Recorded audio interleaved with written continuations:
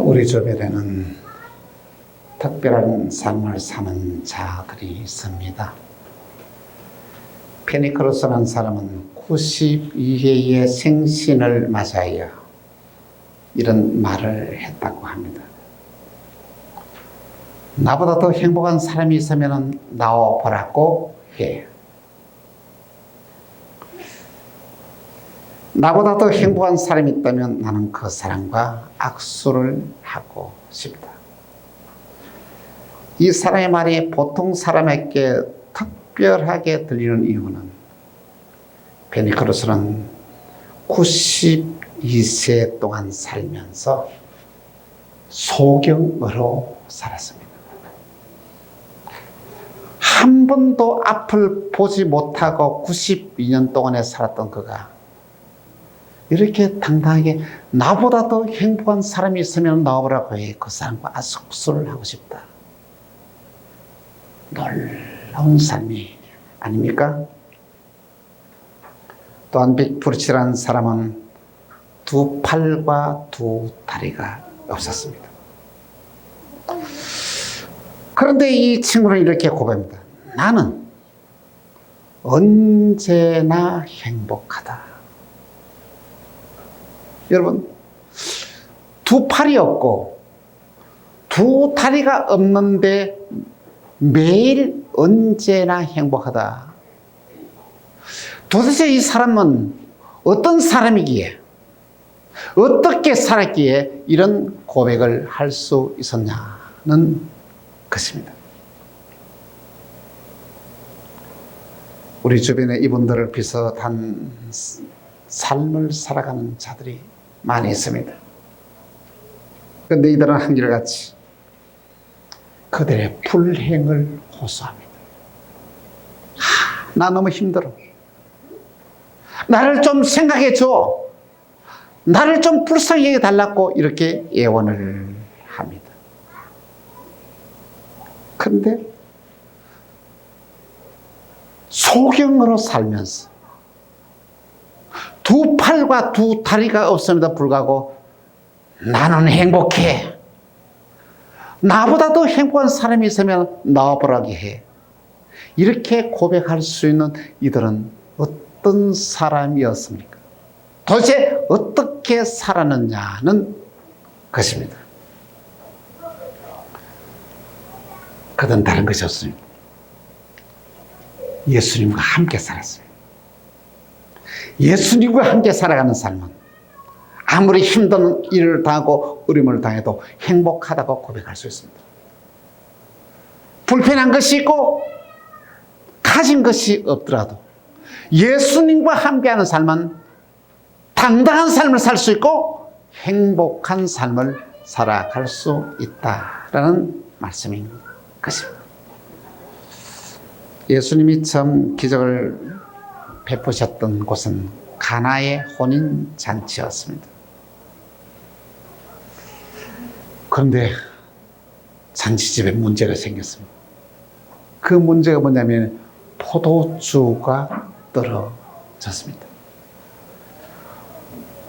얼마나 주인이 난감해하는 모습을 바라보고 예수님의 어머니 마리아가 예수님께 말합니다. 이 집에 포도주가 떨어졌다고. 그러면서 그의 하인들에게 말합니다. 예수님이 무슨 말씀을 하시는지 내가 그대로 하락하고 이 마리아는 사라집니다. 그때 예수님은 그렇게 말합니다. 하인들에게 물을 떠오라고 말합니다.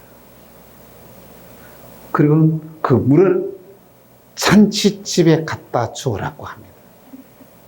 그러더니 세상에 물이 포도주로 바뀌었습니다.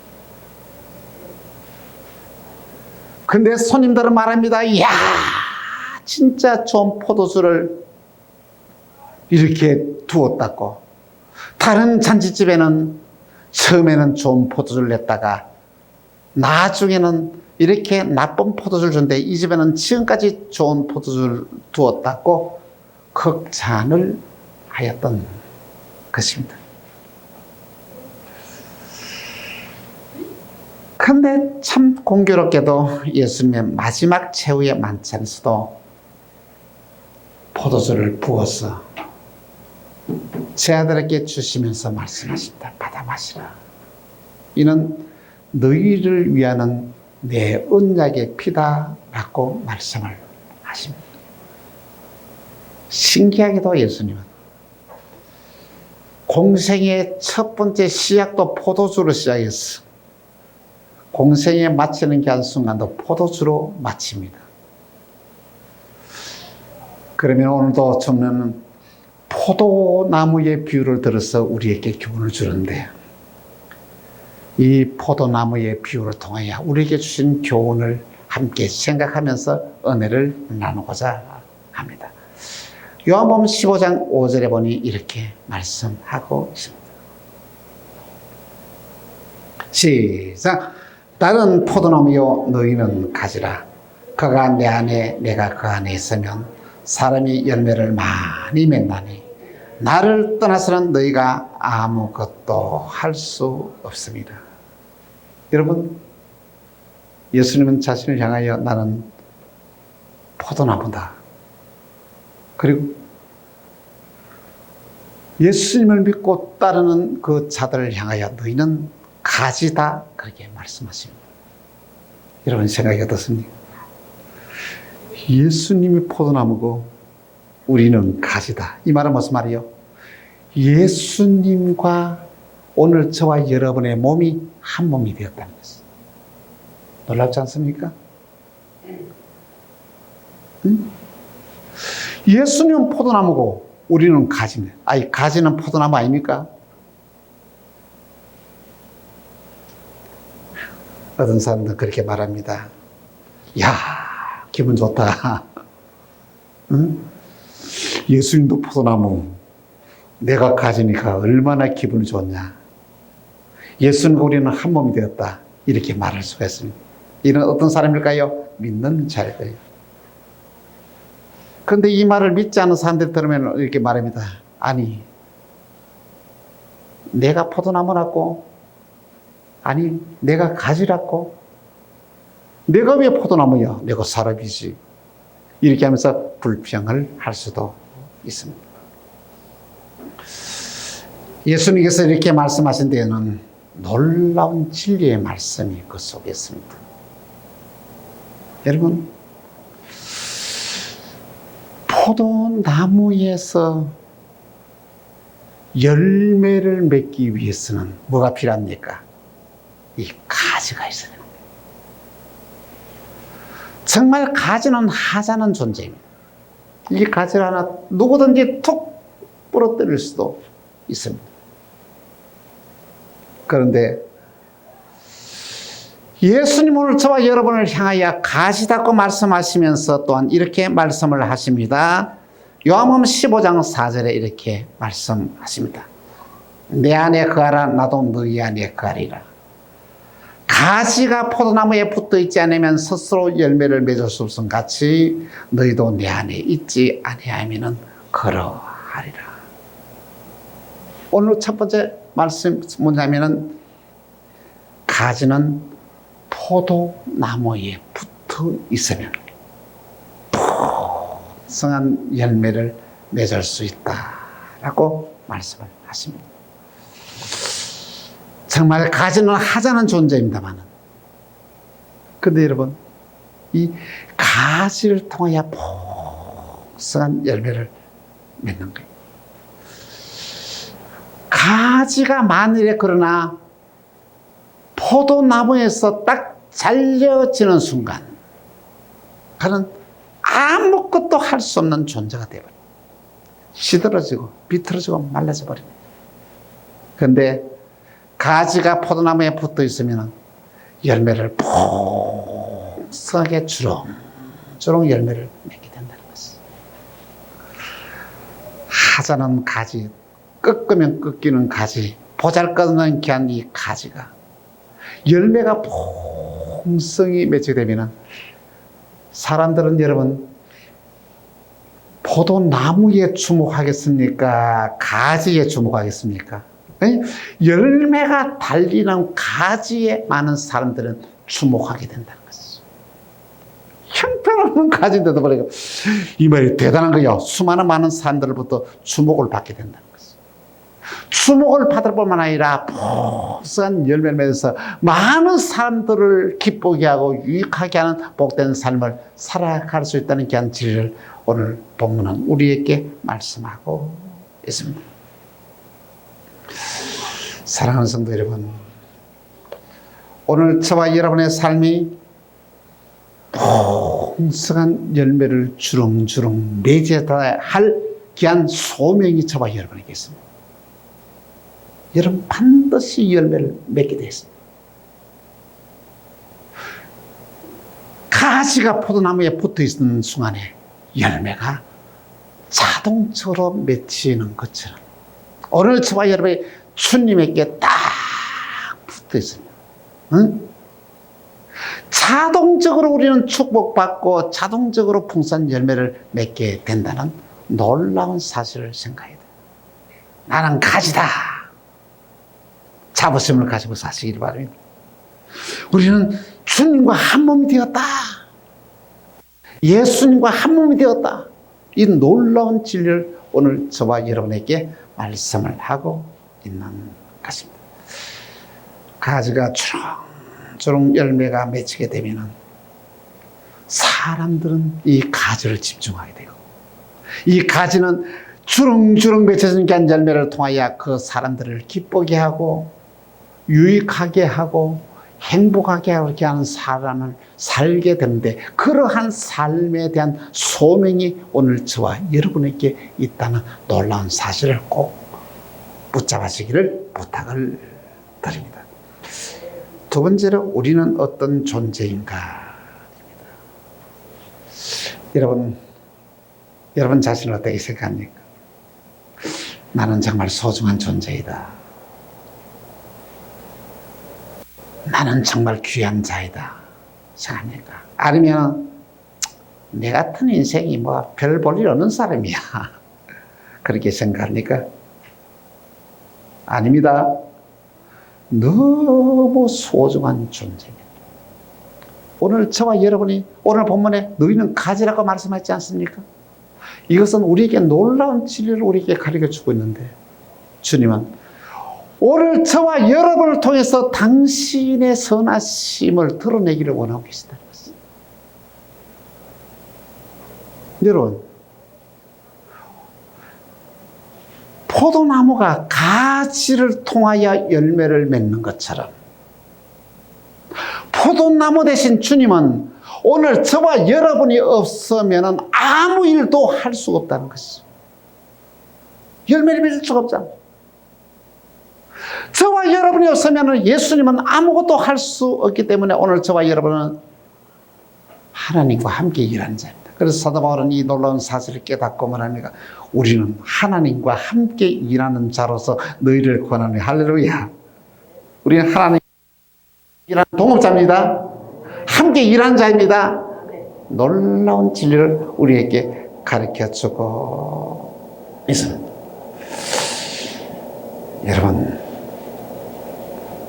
어떤 사람이 존귀한 사람이고 귀중한 사람이고 어떤 사람이 성공한 사람입니까? 어떤 사람이 진정으로 축복받은 자입니까? 가지가 돼야 됩니다. 가지로 살아야 됩니다. 가지는 어떻습니까?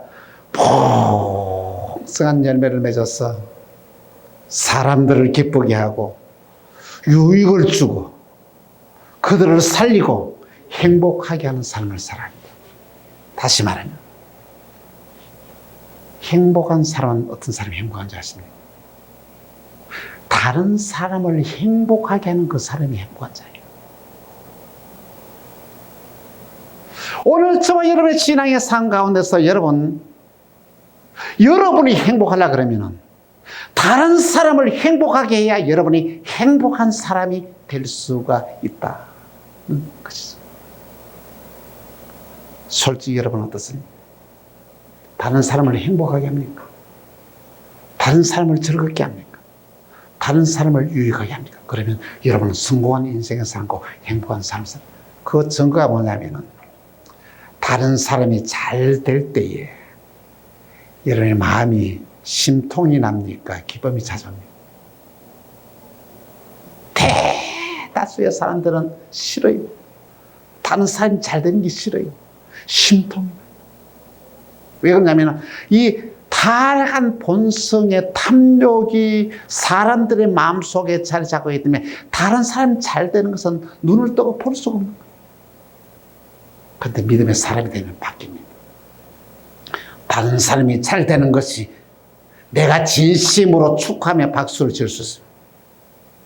다른 사람이 잘 되는 이야기를 들을 때 내가 기분이 좋습니다. 정말로 믿음으로 살아가는 사람, 존귀한 삶을 살아가는 사람들은 다른 사람들이 잘 될 때 다른 사람들을 축복하면서 세상을 살아가는 자가 됩니다. 이것은 인간의 노력으로서는 절대로 불가능한 일입니다. 그런데 성령의 역사로서는 가능한 것입니다. 여러분의 마음속에 성령이 지배하는 사람이 되면, 성령이 여러분들의 마음속에 들면 다른 사람이 잘 되는 건 행복하다는 것입니다. 박수 칠 수 있다는 것입니다. 축복해 줄 수 있다. 그래서 주님은 너희가 기뻐한 자들과 함께 기뻐하고 슬퍼한 자들과 함께 슬퍼하라, 이렇게 말합니다. 솔직히 함께 슬퍼하기는 조금 쉽습니다만 함께 기뻐하는 것은 더 어렵습니다. 왜? 사람들의 마음속에 들어오는 이 탐욕과 욕심 때문에 정말 다른 사람이 잘 되는 것을 축복하기가 결코 쉽지 않습니다. 성령의 사람이 되어야만 이 모든 것이 가능하게 된다. 그러면 이걸 알아야 됩니다. 저 사람이 잘 되고 있습니다. 저 사람을 축복하게 되면 그 축복이 내한테 돌아버립니다. 할렐루야.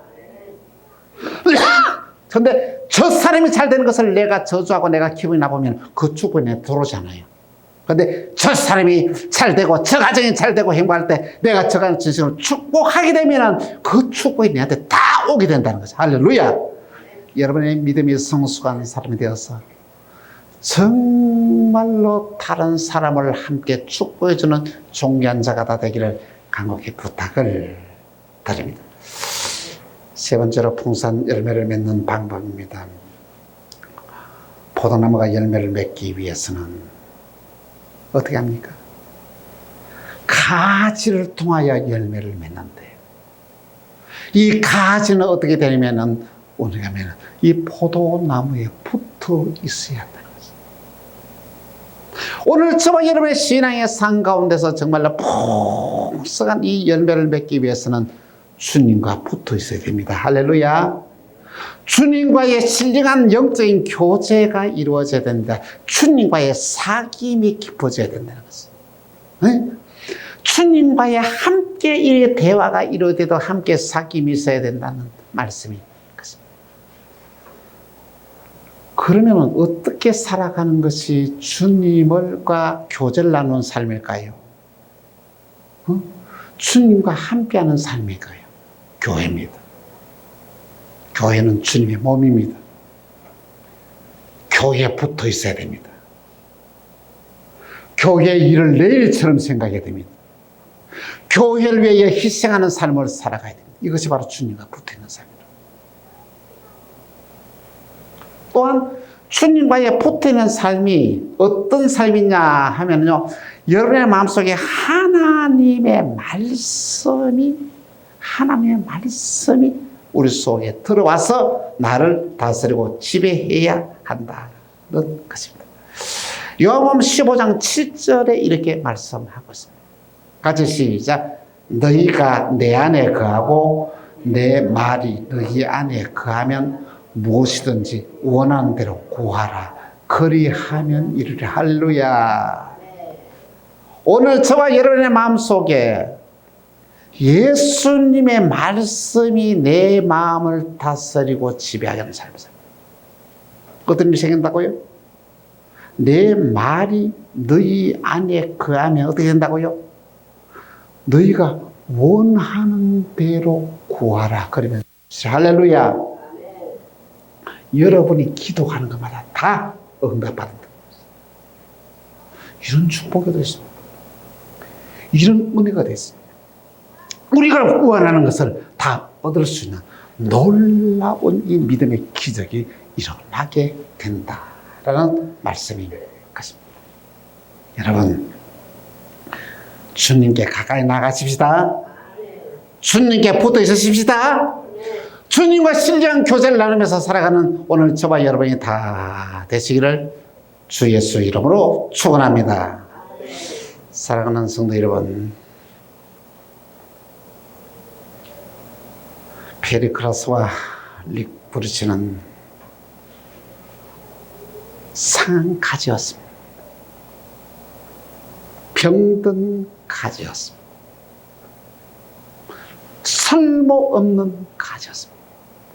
그런데 위대한 삶을 살았습니다. 존귀한 삶을 살았습니다. 고귀한 삶을 살았습니다.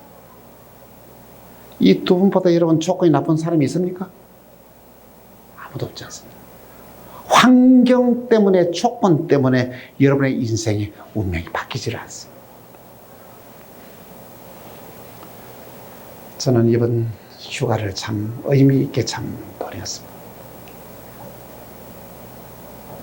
월요일날 저희 고향 청도로 내려가서 제가 어릴 때 자랐던 이 부야 교회를 들렸습니다. 그게 복음이 들어온 지가 한 80년, 80년 정도쯤 된 것 같습니다. 근데 지금 할머니 한 4-5분이 모여서 목사님의 예배를 드리고 있더라고요. 근데 어릴 때 생겼던 그 교회에 또 이렇게 좀 수리를 해가지고 교회는 깔끔하게 수리해가지고 있었습니다. 근데 저는 그 교회를 바라보면서 주님, 이 교회가 나를 살렸다. 내가 어릴 때 이 교회에 나가서 예수 구주를 영접하게 됐다. 저한테는 굉장히 소중한 교회이죠. 그러난 다음에는 또 이렇게 청년 때에 함께 비전을 가지고 꿈을 꾸던 그 손원익 장로를 만났습니다. 그는 그 부야교회, 시골교회 있잖아요. 그 읍에 있는 그 교회, 저희 집사람이 다니던 교회 다니던 이 청년이었습니다. 저보다 한 2살 많으니까 말입니다. 금년에 이렇게 조금 조기 은퇴를 했다고 하십니다. 그분은 평신도로서 출발을 했고, 나는 이후에 목회자로 출발. 길은 달랐습니다. 하나님은 다 같이 축복하셨다는 것입니다. 당시에 저희들은 형편없는 존재였습니다. 이 연약한 가지처럼 제대로 공부도 못한 상태였고, 가진 것도 없었고, 어떤 배경도 없었습니다. 그 손장로는 뭘 했는가 하면은 이렇게 돌을 깨는데, 돌을 깨서 비석을 만들고 글씨를 새기는 이 일을 하고 있었어요. 근데 예수를 구주로 영접하는 게 얼마나 기분이 좋고 한지, 만날 때마다 비전을 가지고 함께 나누던 이 부임으로 만나서 지나온 삶을 함께 나눴어요. 근데 그 동원교회를 그 다음에 이렇게 참 지키셔서 너무 잘 지었습니다. 시골 교회에서는 아주 웅장하게 잘 지었어요. 그때 하나님께서 이 장로님에게 은혜를 다했어요. 그 교회의 건축비의 3분의 1, 그때 정도 한 3억 정도 됐는데 1억 이상의 헌금을 이 장로님이 하나님께 드리게 됩니다. 그럼 참 놀라워서 하나님이 한번 축복해 주니까 감당하지 못하게 보죠. 이거 깨고 돌 깨고 하는 이분이 뭐냐면은 장례 물품을 취급하는 그 가게를 하나 내가지고 했는데, 손님이 모여오기를 시작하는데 하루에 말이죠, 그렇게 하루에 3건씩을 했답니다. 그러니까 막 하나님이 막 물질의 축복을 그때 교회 지을 때 주는데, 엄청나게 주는데, 세상에 빌딩을 사고 뭐를 사고 해가지고, 그러면 쉽게 말하면은 그 가난한 그 청주의 유지가 되었고 갑부가 되었죠.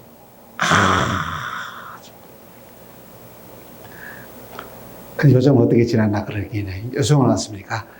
요즘은 어떻습니까? 그렇게 다 장사는 아니다. 그것도 하나님이 때가 있더라는 것이죠. 물질을 보여줄 때가 있더라는 것이죠. 지금은 현상 유지도 어렵다는 것이죠. 근데 하나님께서 그의 자녀들을 축복해 주는데 하나의 큰 아들은 아들 둘인데 큰 아들은 어떻습니까? 서울대학을 졸업하고 서울대학 그 의과대학에 대한 그 교수로 있습니다. 이거 뭐 참 시골에서 감당하지 못할 거잖아. 결혼한 다음에 둘째 아들은 뭘 하냐면 둘째 아들은 저 목사님이 되어 있어서 가지고 세상에 그렇게 일반 이 목회를 하는 것이 아니라 여러분이 그 뭐 잘 아는 것처럼 이 소외된 자, 낙심된 자 이렇게 지쳐있는 귀한 사람들을 가난한 사람들을 찾아가셔서 그들을 돌보는 귀한 사역을 하는 거예요. 그러니까 어떻습니까? 뭐 생활비가 없으니까 어떻게 합니까? 이 아버지가 그 비용을 다 대주는 거예요. 그래 하는 말이 뭐냐면은 이 둘째 아들을 위해서 매월 한 달에 300만 원씩을 이렇게 뭐냐면 보낸다는 거예요.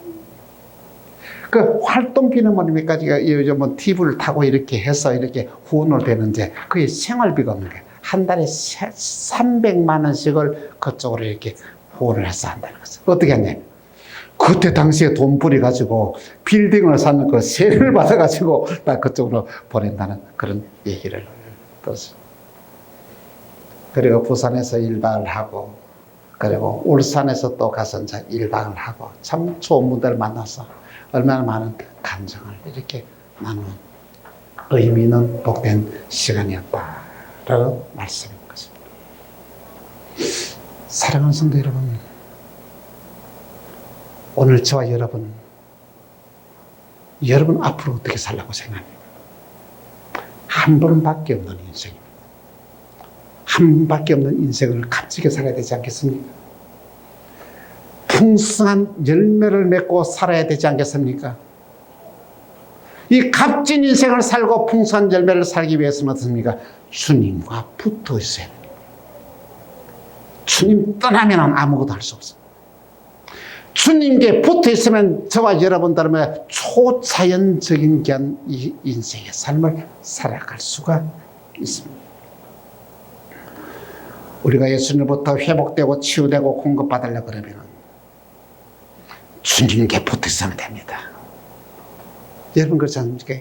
이 우리 몸의 피가 정말 온 세포에 다 전달되어서 돌듯이 예수 그리스도의 보혈의 능력이 보혈의 피가 우리의 몸을 다 돌고 정화되는 이 놀라운 역사가 나야 됩니다.